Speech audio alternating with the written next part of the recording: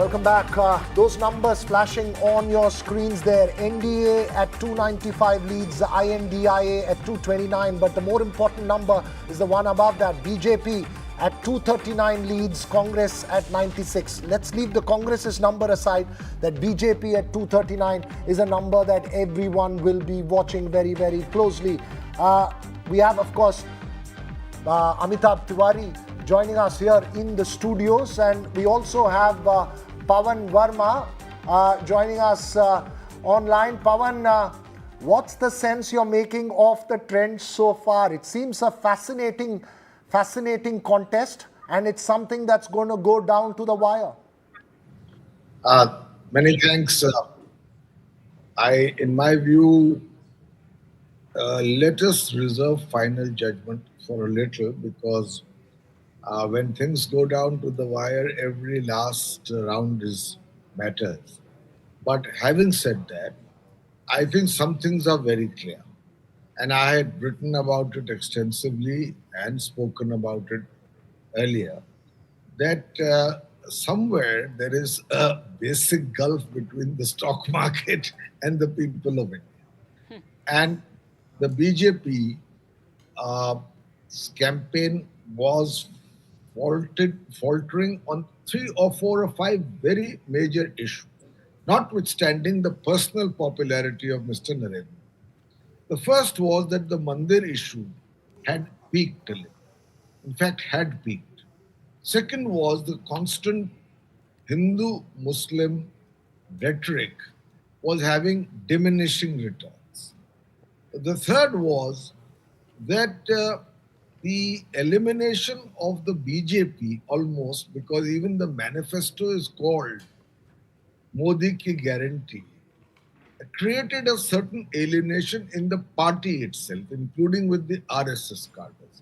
The fourth was that in the BJP list, there are as many as 106 candidates who joined recently from other parties and were given tickets over and above workers of the BJP RSS who have been working for the party loyally for 30, 40 years.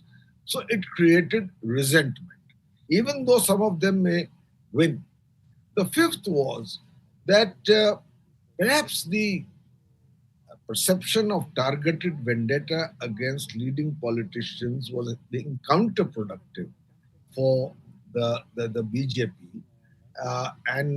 There were loyalties related to regional leaders and others which were sort of annoyed with this kind of absence of level playing field.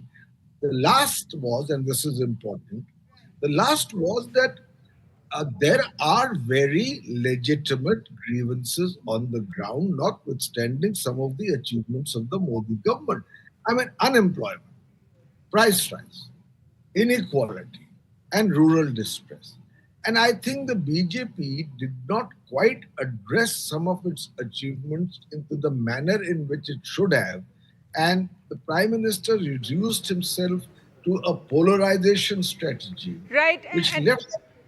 Mr. Verma, I'd also like to get your comments on, Bihar. You that's a state, you were active in earlier, and so far it seems the NDA is the, leading there with 32. But Uttar Pradesh is the other one that we've been talking about. That's been very interesting to see how, Samajwadi Party and the Congress combine has worked on the ground and given it's neck and neck. And so your comments on that whole talk of double engine sarkar, not really working now.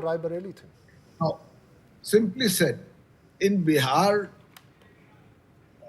our survey showed that the BJP, even if it had not gone into an alliance with the JDU, was on its own getting between 30, 32 to 33 seats.